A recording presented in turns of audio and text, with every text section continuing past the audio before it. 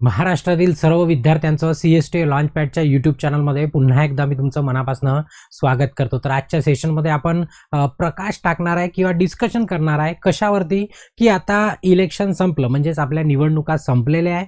सोबतच आता निवडणुका संपल्या म्हणजे याचा अर्थ की आपल्याला परीक्षा आपल्या जवळपास आलेली असणार किंवा दिसत असणार। तर या दोन मुद्द्यांवरती आपण काय करणार आहे, या सेशनमध्ये आपण डिस्कशन करणार। ठीक आहे, महत्त्वाचा मुद्दा की आता निवडणुका झाल्या, नेमकं आपली स्ट्रॅटेजी काय असली पाहिजे, नेमकं तुम्ही काय करायचं आणि मी काय करू शकतो ते डिस्कशन करू। आणि सर्वात वाईट प्रश्न म्हणू शकतो किंवा लाज येणारा प्रश्न जर म्हटलं तर परीक्षा कधी होणार। तर जर तुम्ही चॅनलवरती नवीन असाल तर आठवणी चॅनलला काय करा, सबस्क्राइब करा आणि बेल आयकॉन दाबून ऑल नोटिफिकेशन ऑन करा, जेणेकरून जेव्हा केव्हा या प्रकारचा मी नवीन व्हिडिओ अपलोड करणार तर तुम्हाला त्याचं नोटिफिकेशन यायला हवं। ठीक आहे, तर आपला टॉपिक महत्त्वाचा म्हणजे सुरुवात करतो। म्हणजे हा प्रश्न विचारायला तुम्हालाही लाज येत असणार आणि मला याचं उत्तर द्यायला लाजच येत आहे असंच म्हणू शकतो। म्हणजे बेशरम झाल्यासारखा झाला प्रश्न, म्हणजे हा विषयच तसा झाला, कारण की डिपार्टमेंटनी चालूच घडामोडी तशा झाल्या आपल्यासोबत की विषय तसाच होणार। ठीक आहे, तरी पण आता मी सांगितलं की याच्यापूर्वी दिवाळीच्या पूर्वी आचारसंहितेच्या जेव्हा लागली तेव्हा सांगितलं की आपली परीक्षा कधी होऊ शकते। पुन्हा तुम्हाला आठवण करून द्यायसाठी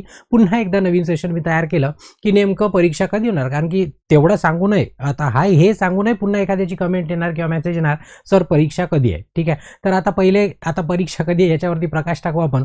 तर सर्वात पहिल्या प्रश्नाचं उत्तर तुमच्या की परीक्षा कधी आहे। आता बघा, परीक्षेच्या पहिले तुम्हाला एक नोटिफिकेशन मिळणार, परीक्षेच्या पहिले एक नोटिफिकेशन मिळणार, नेमकं कधी आणि कोणतं तो विषय आहे तर मी तुम्हाला पहिले सांगून देतो। बघा, हा जो हप्ता आहे कोणता, डिसेंबर महिन्याचा जो पहिला वीक आहे, म्हणजे 1 तारखेपासून समजा 7 तारखेपर्यंत तुम्हाला याच्यामध्ये एक नोटिफिकेशन येण्याची दाट शक्यता। बघा, सर्व काही मी बोलत आहे ना, सर्व शक्यतेत बोलत आहे, काही माझे वडील नाही आहे तिथं काढणारे, नाही का, सह्या माझ्या वडिलांच्या सह्यानी नाही होत आणि माझे सासरे पण नाही आहे तिथं। ठीक आहे, दोन्ही नाही आहे।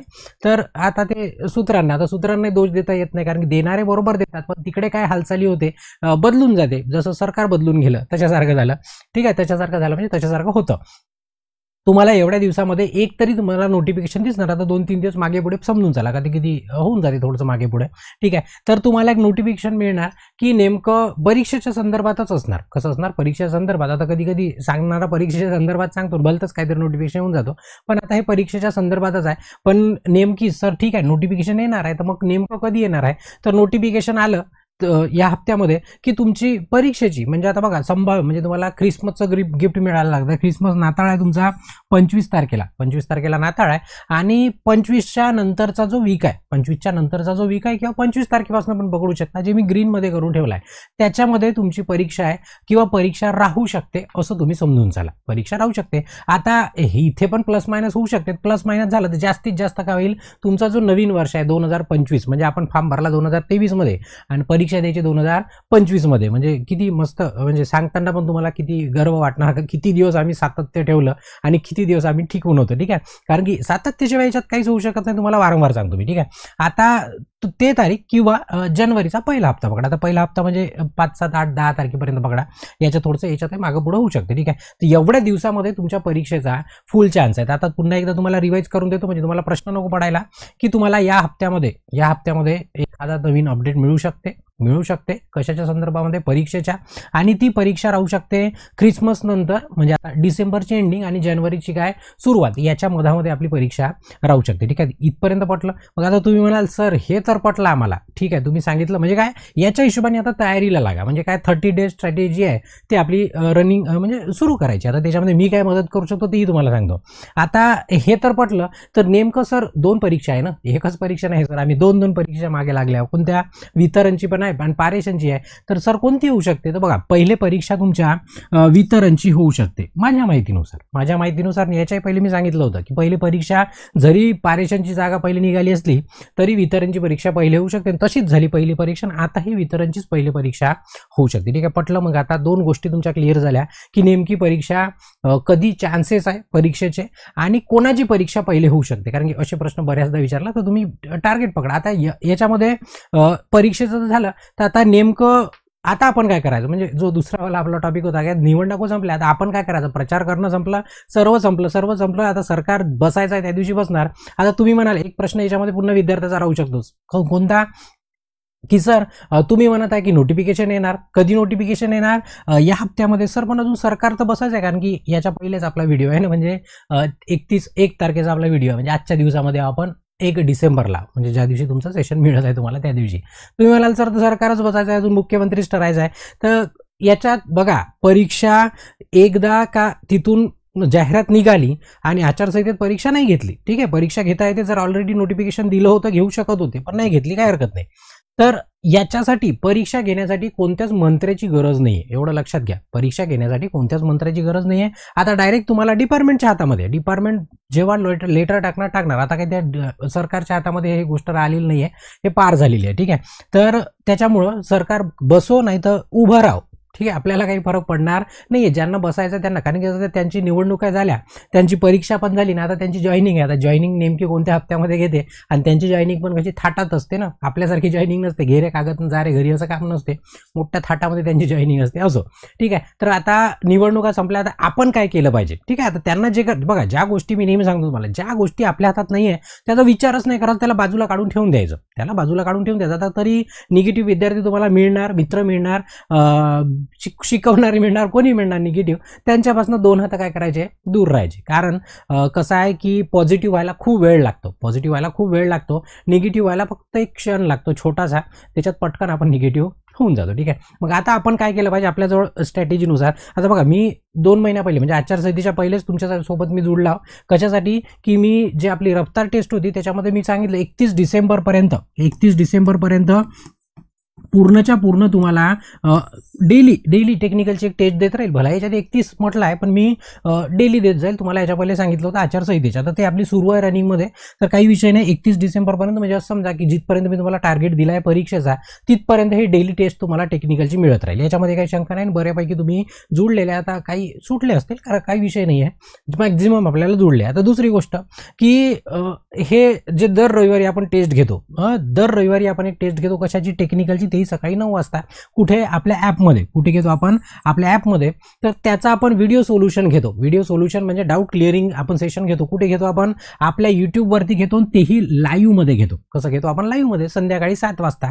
तर आता त्याला पुन्हा चालू करणार आपण या हप्त्यापासून, म्हणजे आपल्या जवळपास 40 काहीतरी टेस्टचं एक्सप्लेनेशन झालेलं आहे. त्याच्या पुढच्या ज्या आहे त्याला आपण कंटिन्यू करताय, कुठे, युट्यूबवरतीच. ते फ्रीमध्ये राहील सर्वांसाठी, तेही राहील सायंकाळी 7 वाजता, तेही लाईव्हमध्ये. तेही कसं राहील, लाईव्ह, जसं म्हणजे पूर्वी सुरू होतं तेच पुन्हा नवीन जोमाने आपण सुरू करू. बस याच हप्त्यामध्ये त्याला सुरू करू. तुम्हाला चॅनलवरती नोटिफिकेशन दिसून पण जाईल, म्हणजे कसं, म्हणून चॅनलला सबस्क्राईब करून ठेवायचं, जेणेकरून नोटिफिकेशन यायला. नाही तर मग झाल्यावर मग मेसेज येते, सर आम्हाला माहीतच नाही, अरे तिकडे व्हिडिओ टाकलेला आहे, झालेला आहे पब्लिश, पण तुम्हाला माहीत नाही. त्याचं कारण ते होतं, बेल नोटिफिकेशन ऑन करायचं, ठीक आहे. दुसरी गोष्ट आहे सर्वांसाठी आणि खास महत्त्वाचं, आता हे तर झालं, हे पटलं सर्वांना. आता जे विद्यार्थी कोर्समध्ये त्यांच्यासाठी सार्वजनिक सांगतो की आपण काय करणार. आता आपला कोर्स रेकॉर्डेड आहे, हा जो इलेक्ट्रिशियनचा मास्टर कोर्स आहे, इलेक्ट्रिशियन वायरमनचा पारेषण आणि वितरणसाठी, तर याला आपण रेकॉर्डेड आहे, पूर्ण तुमचा अभ्यास झालेला आहे. जवळजवळ नवीन विद्यार्थी आजही जुळत आहे आणि ते आजही अभ्यास करत आहे. तर आता ज्यांचं काही झालं आहे, ज्यांचं चालू आहे, सर्वांसाठी आपण काय करणार, या कोर्समध्ये लाईव्ह सेशन चालू करणार आहे. मग आनंदाची गोष्ट तुमच्यासाठी काय, याच्यामध्ये लाईव्ह सेशन चालू करणार आहे. पण आता हे कोणाला बघता येणार, जे विद्यार्थी कोर्समध्ये ऍक्टिव्ह आहे, म्हणजेच ज्यांचा कोर्स अजूनही व्हॅलिड आहे, ठीक आहे. व्हॅलिड आणि व्हॅलिडिटी वाढत नाही, पुन्हा सार्वजनिक तुम्हाला सांगून देतो, जे व्हॅलिडिटी दिली आहे तेच दिली आहे. मोबाईलच्या कंपनीसारखं आपल्या ॲपचं काम आहे, ठीक आहे. तर जे कोर्समध्ये ऍक्टिव्ह विद्यार्थी आहेत त्यांच्यासाठी आपण काय करणार, रोज रिव्हिजन, ठीक आहे. रोज एक आपण टाइम ठरवून टाकू, ठीक आहे. रोज रिव्हिजन होणार, प्लस म्हणजे चॅप्टर वाईज आणि प्लस चॅप्टर वाईज आपण काय करणार, MCQ घेणार. कुठे, ॲपमध्ये लाईव्ह. बघा लक्षात घ्या पुन्हा एकदा, हे युट्यूबची गोष्ट नाही चालली आहे, ॲपमध्ये आपलं लाईव्ह असणार, तेही या कोर्समध्ये लाईव्ह असणार, जे विद्यार्थी ऍक्टिव्ह आहे अजून पण, ठीक आहे. आणि MCQ आपले जनरल जे चालते ते जे MCQ असणार नाही, इथे पूर्णच्या पूर्ण MCQ लेवल 3चे असणार. म्हणजे तुम्ही म्हणाल सर लेवल 3 म्हणजे काय, लेवल 3 म्हणजे डिफिकल्टी लेवल 3चे MCQ याच्यामध्ये असणार. म्हणजेच ज्या प्रश्नामध्ये आपल्याला बऱ्याच विद्यार्थ्यांना डाऊट असतो किंवा डाऊटफुल प्रश्न असतो असं म्हणतो, म्हणजे आपल्याला असं वाटते ना की पेपर दिला, अरे माझं तर बिलकुल 100% बरोबर आहे, चुकूच शकत नाही, पण ते चुकीचं असतं आपलं. त्याच्या मागे काय की एक हिडन लॉजिक असतं, त्याला लेवल 3 म्हणजे हे वाले जे प्रश्न असणार ते तुम्हाला टॉप रँकमध्ये ठेवण्यास मदत करू शकते. मग तुम्हाला काय केलं जाईल, तुम्हाला आपल्या ॲप जो या कोर्सचा जो ग्रुप आहे आपला कोर्सचा जो ग्रुप आहे ॲपमध्ये, तिथे तुम्हाला विचारणा केली जाईल की या चॅप्टरचं तुम्हाला काय कोणत्या टॉपिकमध्ये डाऊट आहे किंवा कोणत्या प्रश्नामध्ये अडचणी आहे, त्या अडचणी सांगा आणि मग माझ्या लेवलवरती मी असे दोघांचे मिळून आपण काय करणार, MCQ डिस्कस करणार, तेही डिटेलमध्ये. म्हणजे असं नाही की 100 MCQ 400 MCQ असा आपला कॉन्सेप्ट नसतो. आपला कॉन्सेप्ट बिलकुल क्लिअर असतो. एक MCQ झाला तरी चालेल, पण त्याचं फुल ऑपरेशन झालं पाहिजे. मग पूर्ण पोस्टमार्टम करूनच आपण ठेवतो. त्याच्यामुळे आपल्याला कमी MCQ होतात आणि जास्त वेळ लागतात. त्याचं कारण की एकदम साफ करून टाकतो आपण. ठीक आहे, तर अशी मदत आपली होणार आहे. तीनही पद्धतीने रफ्तारमधनं पण होणार आहे, विकलीचे आपण सेशन पण चालू करणार आहे लाईव्हमध्ये, आणि जे कोर्समध्ये ॲक्टिव्ह विद्यार्थी आहे त्यांचं रिव्हिजन पण होणार, पूर्ण थेरॉटिकल चॅप्टर वाईज चालणार. आपण थेरॉटिकल सोबतच MCQ आपण चालवू टॉप लेवलचे, म्हणजेच आपल्या लेवल 3चे. पटलं? म्हणजे तुम्हाला आता दोन्ही गोष्टी क्लिअर झाल्या की नेमकं करायचं काय आहे आणि परीक्षा कधी होऊ शकते. या दोन्ही ह्याच्यावरती मला प्रकाश टाकायचा होता आणि प्रकाश टाकला. तर सर्वांनी काय करा, आता तयारीला लागा, असं माझं तरी मत आहे. ठीक आहे, आता ते बघा, एक आपण टार्गेट सेट केलं, त्या टार्गेटला पकडून चाललो आपण. आता ते टार्गेट मागे पुढे होऊ शकते, याच्यामध्ये काही शंका नाही. तुम्हालाही माहिती आहे, मलाही माहिती आहे. ठीक आहे, तर तरी पण आपल्याला एक डोक्यामध्ये टार्गेट असलं पाहिजे. आता मी टार्गेट दिलं. आता जेवढ्या विद्यार्थ्यांचा अभ्यास झाला त्यांनी रिव्हिजन करायचं आहे, काय करायचं आता सुरू करायचं तुम्ही आपापल्या लेवलवरती. आता तुम्हाला कसं पडते, तुमचं कुठपर्यंत तुम्ही पोहोचले आहे, त्या सर्व गोष्टीवरती ते आता सर्व डिपेंड करते. ठीक आहे, इथपर्यंत पटलं. आता असं नाही की परीक्षा म्हणजे उद्याच आहे अशातला भाग नाही. म्हणताना मी असंच म्हणेल की परीक्षा उद्याच आहे, कारण की अभ्यास करा, परीक्षा उद्याच आहे असंच पकडून करायचं. पण आता तुमच्या जवळपास मी 30 दिवस तुमच्याकडे ठेवलेले आहे. 30 दिवसात तुम्ही आपला आलेख आखून घ्या. आता बघा, मी इथे याच्यासाठी नाही सांगू शकता तुम्ही हे करा ते करा ते करा, कारण की प्रत्येकाचा टाईम मॅनेजमेंट वेगळा असतो. कोणी जॉबवर असणारे आहे, कोणी माझ्या बहिणींचे लग्न झालेले आहे, कोणत्या बहिणी जॉबवर आहे, कोणते भाऊ माझे जॉबवर आहे, बरोबर आहे. या सर्व गोष्टीमुळे कसं की मॅनेजमेंट तुम्हालाच करायचं आहे, तुमचं. मी नाही ठरवू शकत इथनं, बरोबर आहे. मी माझं मॅनेजमेंट ठरवू शकतो, तसं तुमचं मॅनेजमेंट फक्त तुम्हीच ठरवू शकता. म्हणून काय करायचं, आपला एक टाइम बघा, आणि किती तास अभ्यास करतो ते त्याचा विचार नाही करायचा. जेवढा जास्त करू शकतो तेवढा करण्याचा जास्त प्रयत्न करायचा. फक्त झोप आठवणीने घ्यायची, जेवढी गरज आहे तेवढी. गरज म्हणजे 10 घंट्याची गरज नाही आहे, 7 तास झोपले तरी खूप आहे. आता वेळ आहे ना, म्हणजे कसा शिकारीची वेळ आहे. आता शिकारीची वेळ असल्यावर कमी झोपावं लागतं, जास्त एनर्जीची आपल्या गरज. एकदा शिकार झाली की विषय संपला आपला. पटलं इथपर्यंत? ठीक आहे, हे सेशन आपण कव्हर केलं कशावरती, की आता नेमकं पुढे काय करायचं आणि सोबतच परीक्षाची चान्सेस कधी आहे, या दोन्ही टॉपिकला आपण कव्हर केला. आणि चॅनलवरती नवीन असाल तर आठवणी चॅनलला सबस्क्राईब करा, आणि सेशन आवडलं असेल तर आठवणी सेशनला पण काय करा, लाईक करा आणि तुमच्या मित्रांपर्यंत आठवणीने शेअर करून द्या, म्हणजे जेणेकरून त्यांना पण ही माहिती कळू द्या. ठीक आहे, तिथे या सेशनला थांबवतो, बाकीचा याच्यानंतर सेशनला कंटिन्यू करतो. म्हणजे ब्रेक घेतो. धन्यवाद.